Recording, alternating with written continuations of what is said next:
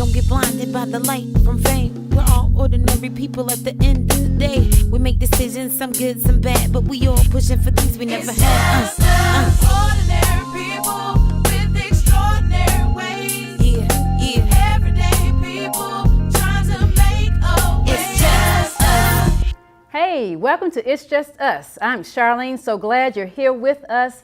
We are in our new home, our new set, our new stage. Lights, camera, action, we have arrived, and I'm so glad that you're joining us today. And I'm glad I'm going to have a few friends coming by to join me today. First of all, I have Miss Victoria Smith. You probably remember Victoria from the past couple of seasons. She's been with us for a while, on camera, on set, behind camera, behind the scenes. Yeah. Welcome to Center Stage. Thank you. I feel so honored. Hi, guys. So glad you're here. Thank you for having me. Absolutely, and you get to share your story with the world. I get to hear it offline, but you get to tell maybe one or two other people, but it's really just us, right? Those three other people, they can listen. Jeremiah, yeah. Yeah. But yes. So let's start with your journey in the arts. Okay. You do a lot of different things, but... I do. Yes, you do. Let's start here, though. How were you introduced to the arts? That's funny. Actually, when I would say in maybe 5th or 6th grade, I was just watching a movie one night and I was like, I'm going to be an actor. So I looked in the back of the cable guides and I started writing like CBS, HBO, Showtime on the typewriter. Yeah. I had dreams. Nobody responded to them. Okay. So I just started going to drama classes and just kept going and ended up going to college at Spelman. They accepted me, became a theater major, graduated. Got my first job as a teaching artist at the Southwest Arts Center, so Wow. I was helping the babies. Yeah. And then ended up at Horizon, went from box office manager to an apprentice, to now I'm at True Colors Theater Company. Yes, what a journey. It is. Just from being a little girl who said, I want to do that when I grow up. Yes. And look at you today. And I'm on this show. And Yay, I'm glad you're here. So you mentioned Spelman, theater major, and you're at True Colors now. So what's your role at True Colors? I am the development associate, so please donate to us. We do wonderful shows. We love to keep doing wonderful shows. We take quarters, checks, dreams, all of that. Donate. And we take advantage of any opportunity Yes, we do. to share this information. So you're in development with True Colors. Yes. And you mentioned that you first got your little bug about acting from TV, but then you majored in theater. Are you planning to do more with theater, with film on your journey? Tell me what you really want to do with this major, actually. I want to do both, but since my first love really is film, at some point I guess I'm slowly getting my feet wet more on the production. Of course, you gave me my first shot as a production assistant. So I've been in acting classes off and on for the past year, getting back into that, and I've just started, I guess, discovering writing as well, that's a talent that I have. So I'm basically just going with the flow, whatever God gives me, and we're just going to step into whatever our purpose is. Yeah, good. Writing. Yes. And you have your journal here Yes, I with you, do. so hopefully you'll share some with us later on. I will. What do you like to write about? I have been writing about basically, I would say the last year and a half, I've just been going through this whole transformation.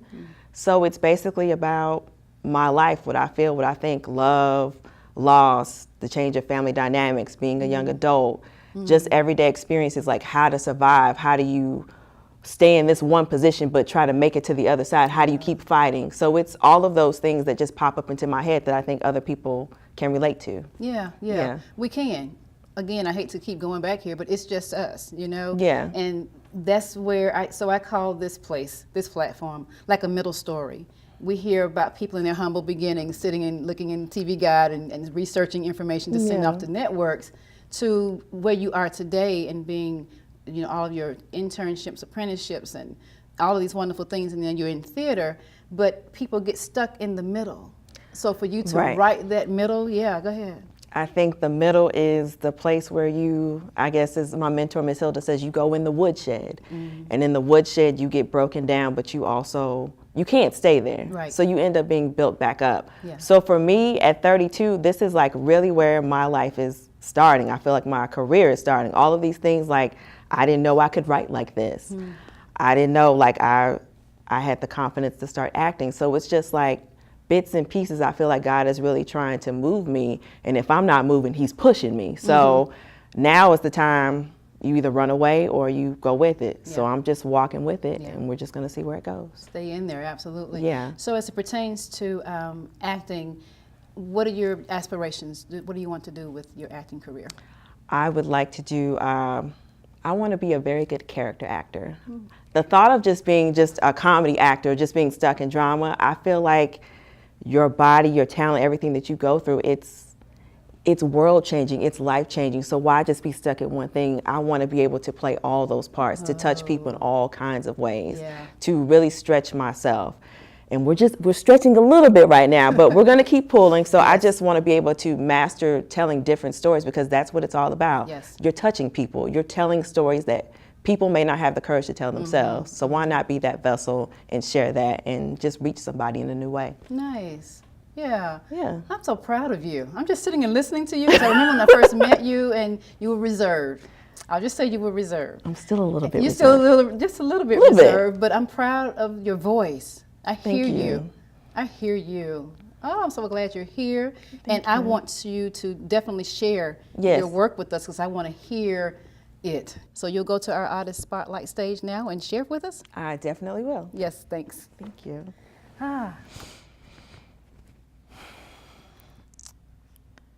This piece is entitled Meltdown. My heart is on fire. The beats get louder. The waves of blood rush up against the current of my flesh. My soul starts to stir. An uprising engulfs me. The mental illness of dreams deferred go into overdrive. I begin to explode. Before I could hit the snooze button, but this reactor I can't contain. It just won't fade away. This is something I've never experienced before. I can't escape it. It's overwhelming just to breathe. I'm rapidly outgrowing me. But until I can figure out how to leap before its stagnation kills me, the meltdowns will keep coming after me. Thank you so much, Victoria. I know that was a personal piece for you. Thank you so much for sharing that. Thank you for having me. Absolutely. I am so glad to have some of my theater acting friends with me today, and joining me now is someone that I met, I can't even remember how long it's been now. It seems like we've been sisters offline anyway, but she's so busy. You know, she doesn't really have time for me. I had to schedule her in to come today to be a part of what we're doing.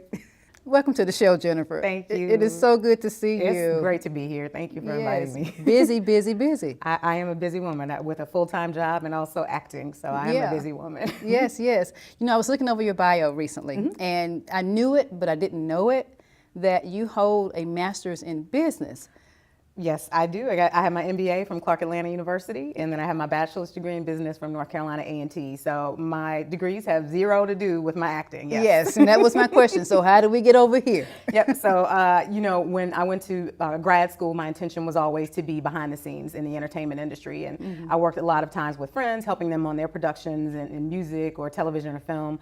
And once I was doing a casting call and with a friend, and I saw some of the actors, and I was like, God, these people aren't very good. And then I realized, you know what?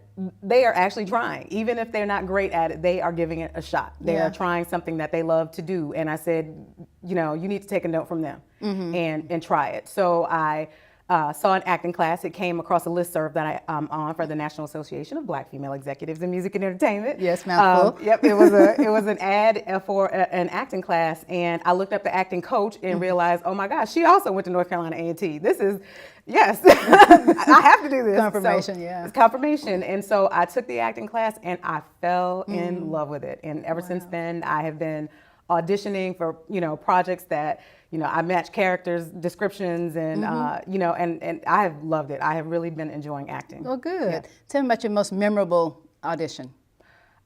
You know, it was with the first independent film that I had a principal role in.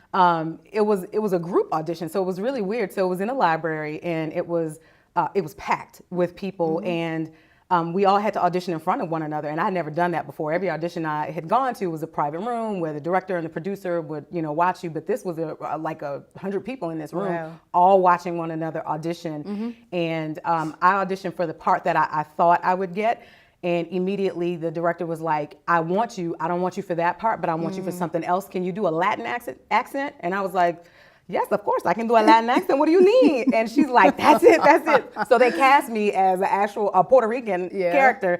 And of course, I had my curly wig on for my Puerto Rican character. I love it. I love it. So, yeah, I love it. It was probably the most memorable audition that I'd ever been on. Yeah, and now what some of the things you're doing now, 60 Seconds to Stardom. Yes. Yep. Where did this come from, and what do you want to do with that? Yeah, so 60 Seconds to Stardom is a monologue showcase for actors that are looking to be in front of people that are casting for upcoming projects. So we invite directors and producers, playwrights, whoever's looking for actors to come and watch actors perform a 1-minute monologue.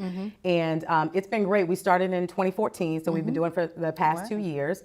And it's been really successful. A lot of our actors have gotten cast in major films. A lot of them have been cast in, independent productions. So it's a way for the acting community in Atlanta to come together, and it's a place for actors to showcase their skills. Because let's be honest, if you can sing in Atlanta, if you can rap, there are plenty of places for you to perform. Yeah. But if you're an actor, you don't have that many opportunities to perform your craft. So we want to give actors a platform to perform their craft. Well, speaking of performing our crafts, I want to invite you to go to our Artist Spotlight and share something with us today. I will absolutely do that. Yay! And I'm so glad you're here. Thank you. Thanks for inviting me. I appreciate it. Absolutely, absolutely. So, who is my inner vixen? Who is this woman that only comes when summoned by a suitable gentleman caller?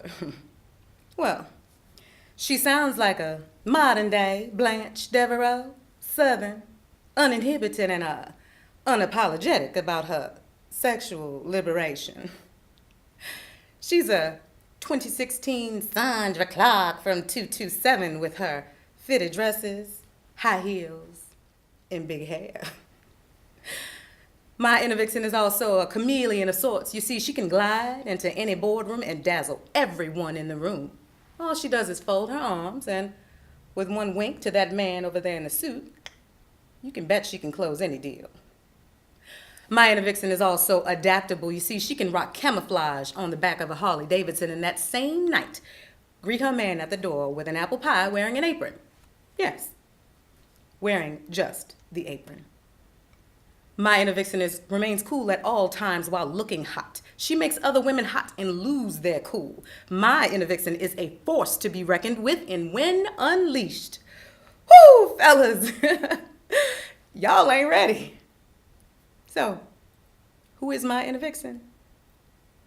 Let's just call her Genevieve. Jennifer, oh my gosh. Thank you so much for sharing that. Absolutely, yes. And I absolutely have to say, I love the Golden Girls. Yes. So when she referenced the Golden Girls, I was in hog heaven because I will not watch a lot on TV, but when they come on, I am so present. I am so present. So thank you again for being here. Come again. I will do. Thank you for being here with us as well. For more information about the show, please visit our website, it'sjustustalkshow.com. Social media links are there. Reach out to us. We love hearing from you. I'm Charlene Bowden. It's just us. Until next time, I hope that you will continue to happen to life. Take good care.